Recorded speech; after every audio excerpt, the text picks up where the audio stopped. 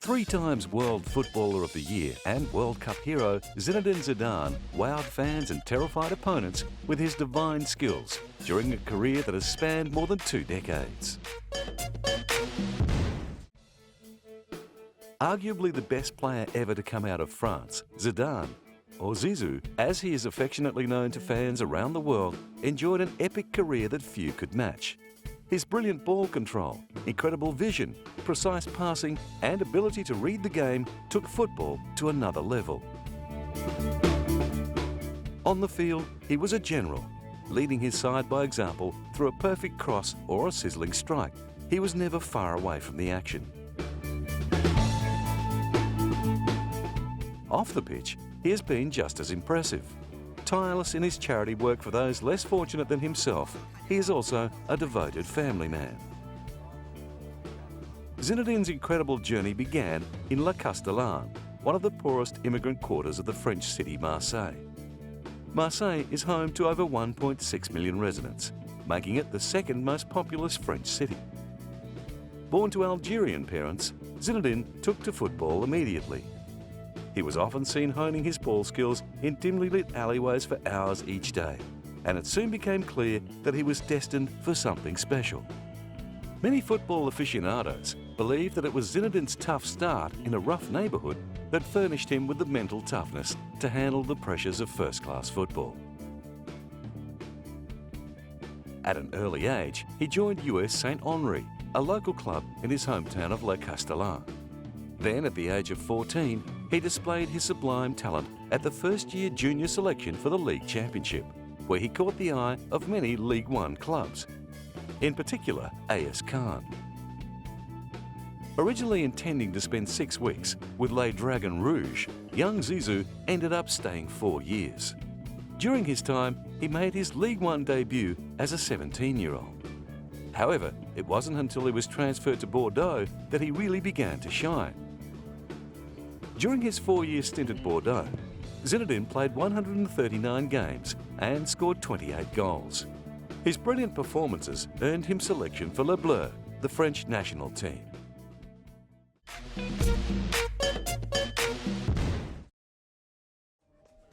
Zinedine's performances, domestically and internationally, started to generate a huge amount of hype, and it wouldn't be long before the big clubs of Europe came after him. In the end, it was Champions League winners and Italian super club Juventus that snatched up the 24-year-old for a mere €3 million. Juventus immediately recognised the attacking midfielder's potential. With the help of Zinedine's attacking skills, Juventus won the 1996-97 Scudetto and the International Cup with a 1-0 win over River Plate.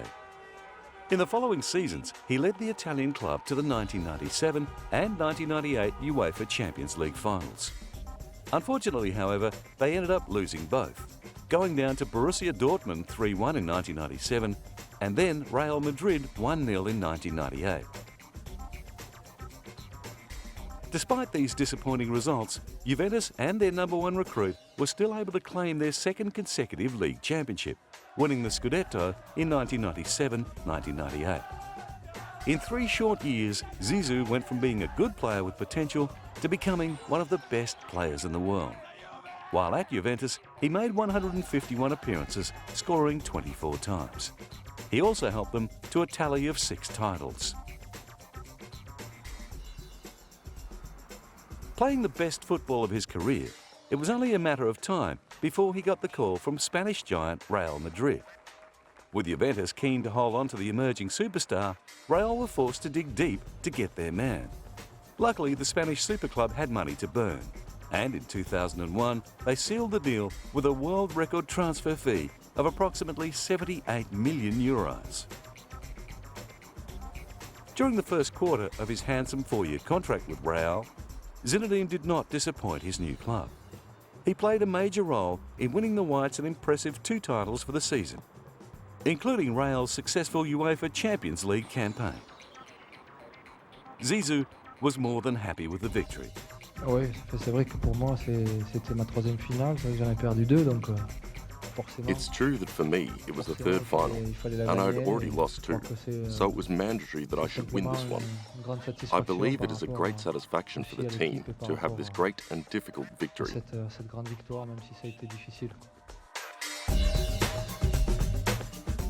His steely determination was instrumental in Real's 2-1 victory over Bayer Leverkusen to claim their 9th UEFA Champions League title. The match was hotly contested throughout. Zinedine Zidane scored the winning goal in the 45th minute after volleying a left-foot shot that streaked into the top corner. Deservedly, Zizou was named man of the match. Non, mais je crois que la chose la plus importante, c'était... I think the most important thing was to be able to win the Champions League. The thing to do now is to rest a little bit and then think about the World Cup, hoping that it is going to be a good World Cup. At Real, Zinedine played 155 games, scoring 37 goals. He played his last game for the Whites on May the 7th, 2006, but not before winning 6 titles with the Spanish club.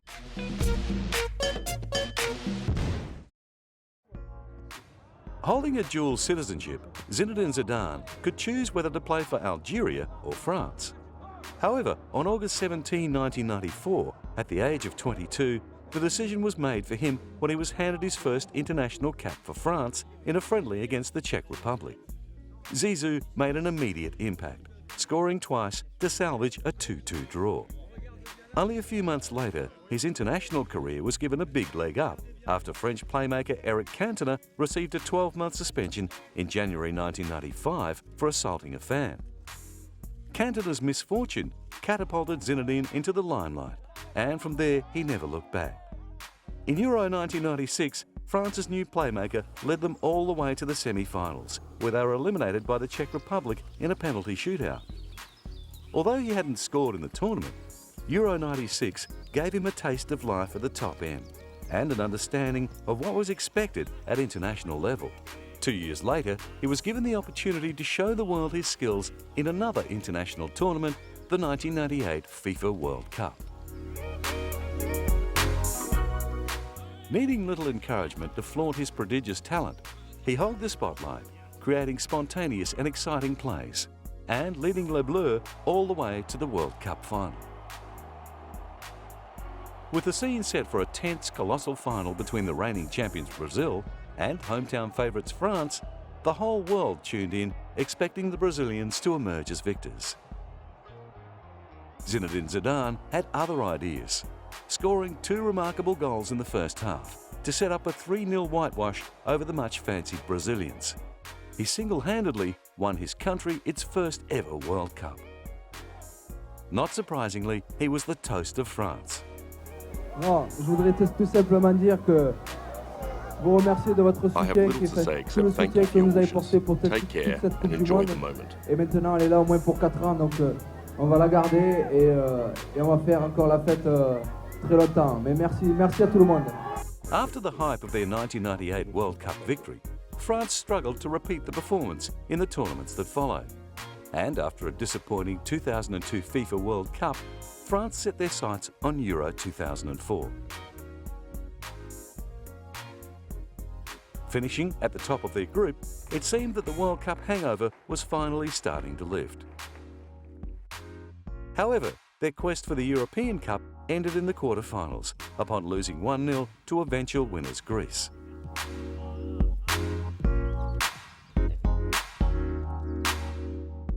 Zinedine's next tournament was the 2006 FIFA World Cup, and with 2 World Cups behind him, he already knew what it took to win. Their tempestuous passage through to the semi-finals involved a 2-game suspension for Zizou, who redeemed himself by scoring the only goal in a 1-0 win against Portugal. France would play Italy in the final. The game got off to a frantic start, with both teams scoring in the first 20 minutes. However, no other goals were scored for the rest of the game, and in the 110th minute, the intense pressure got the better of Zinedine.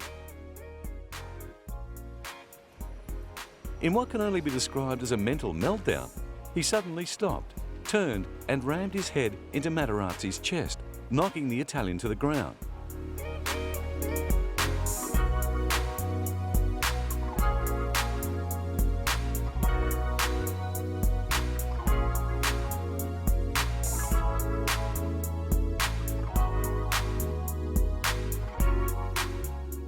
Zidane received a red card. His football career was over. To make matters worse, France eventually lost to Italy in a penalty shootout. For his actions, Zinedine was read the riot act. Zinedine Zidane has been suspended for 3 matches and fined with 7,500 Swiss francs. However, that's the big important information.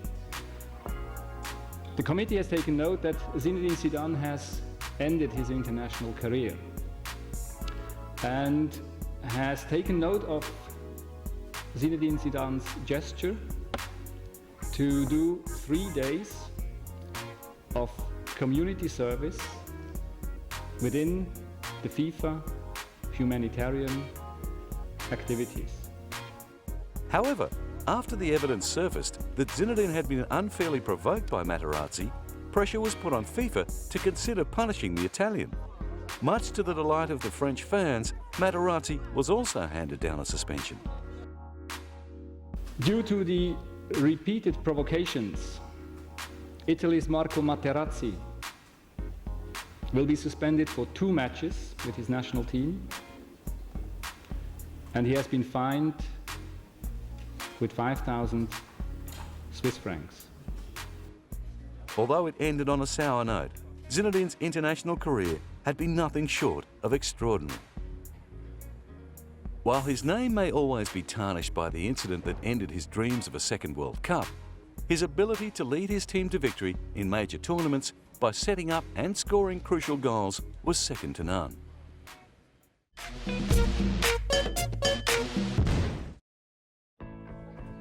With a brilliant football career already in the bag, Zinedine Zidane can now focus his attention on other pursuits. For many famous footballers, retirement brings with it a welcome opportunity to live the high life, going on never-ending holidays and spending some much-needed time away from the public eye.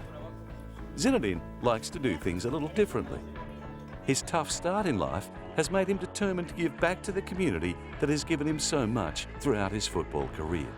This is no more apparent than in his capacity as a United Nations Development Programme Goodwill Ambassador. He took on the responsibility in March of 2001 and has since been involved in many initiatives to help countries reduce poverty. Prior to becoming a UNDP Goodwill Ambassador, Zizou first collaborated with the organisation in 1999. Along with fellow football superstar Ronaldo, he launched the UNDP Mobilisation Campaign, Teams to End Poverty. The campaign encouraged individuals and businesses to get involved in anti-poverty actions. 1 year later, he held a charity match in Marseille with the French national team to benefit 60,000 children whose families could not afford a vacation. In December 2003, the Frenchman teamed up with Ronaldo again and launched the Match Against Poverty, in which the 2 stars each captained an international team for a friendly match intended to mobilise the world in the fight against poverty. The charity game, which is held annually, raised over €550,000 in its first outing. 2 years on, Zidane and Ronaldo held the 3rd annual Match Against Poverty in Düsseldorf, Germany on December 22, 2005. Zinedine hoped that the match would encourage fans to give generously. I hope we will make it bigger each year. When we realise, like now in Germany, that the stadium will be full, that means people come here for one single objective, to see Ronaldo's friends and Zidane's friends. Sera plein, ça veut bien dire que les gens viennent pour une seule raison, pas simplement pour voir les amis de Ronaldo. If they're going to the stadium, it is already a good act. Il faut une bonne action, donc on est surtout content de ça. Ouais, enfin moi ça fait maintenant 5 ans. It has also been 5 years that I've been involved with the United Nations, like Ronnie. When we can give something every time, when we do something, even a gesture, that is what I find most interesting about being a UN ambassador. Quelque chose, un geste. Et c'est dans ce but-là qu'était intéressant le fait d'être ambassadeur de l'ONU.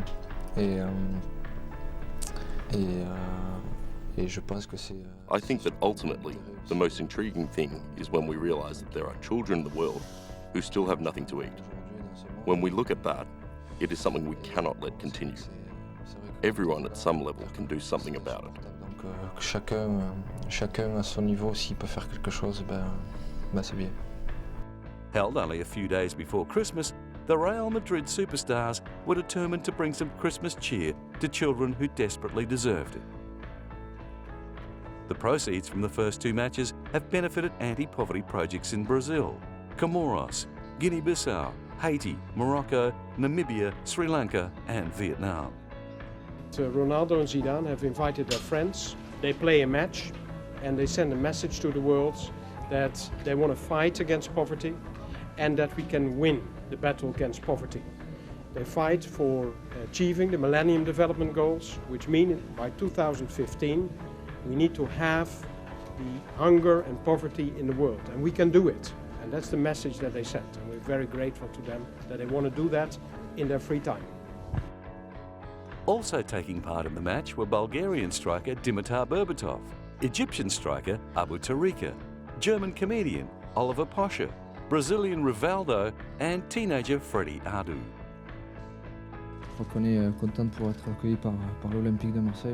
I think we are happy to be welcomed by Marseille. I am from Marseille. I have always been a supporter of this team and always will be.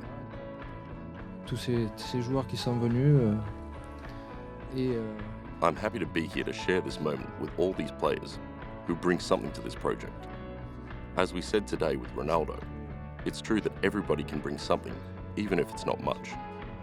Everybody can do something for this cause and help make a better future for the world. Pour certaines personnes et pour qu'on puisse contribuer à ce que le monde soit meilleur dans l'avenir. En tous les cas, merci à tous et voilà. More recently, Zinedine took his charity campaign to Thailand. In his first match since the 2006 FIFA World Cup, the three-time World Player of the Year took to the field against Thai pop stars and national team players in a light-hearted charity match. The superstar looked to have lost none of his touch as he effortlessly dribbled around the opposing defence. Despite the less than savoury end to his career, thousands of Thailand's football fans packed into the stadium to catch a glimpse of their hero. His charity efforts continued on to Cairo in Egypt. There he spent 3 days attending the opening of a home for street children and played in a charity soccer match with Egyptian youngsters. The trip was sponsored by the French food manufacturing company Danone. In cooperation with Egypt's National Council for Childhood and Motherhood as part of an international project to help disadvantaged children. The project is intended to provide some of those children with homes, as well as basic healthcare, education and job training.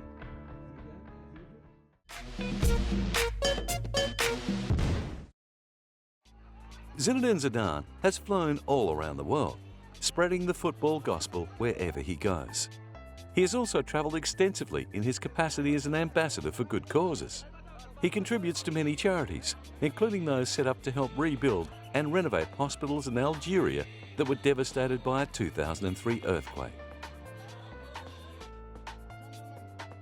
In 2006, he went to Algeria, the homeland of his parents, to visit these hospitals. He was welcomed at medical centres in Thenia, Bourmediz and Algiers, where he saw facilities funded by the charities he supports. In Thenia, 45 kilometres east of Algiers, he visited a children's hospital and was mobbed by fans who'd waited outside to see him. In Bourmediz, he inspected a Children's Day nursery where he thrilled the youngsters by taking part in a kickabout football match between two teams of children. Political strife is always a danger for Bourmediz on the edge of the Kabylie region, where Zinedine's parents come from. The area is rife with anti-government Islamist rebels. Although tension is at much lower levels than at the height of the bloodshed in the 90s, clashes between the army and guerrillas frequently occur in surrounding forests, hills and valleys. At Mustafa Hospital in Algiers, While visiting a children's ward, the star was told how donations of medical equipment had aided local people. He had helped to raise relief funds by taking part in a charity football match in France. The 2003 disaster was a heavy blow to Algeria, a country trying to pull itself out of years of violence, which has killed up to 200,000 people and also caused billions of dollars in damage.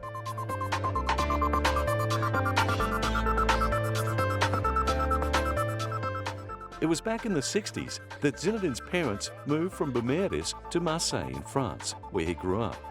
He'd last visited Algeria in 1986, but his long absence hadn't dented his popularity in a country desperate for a hero.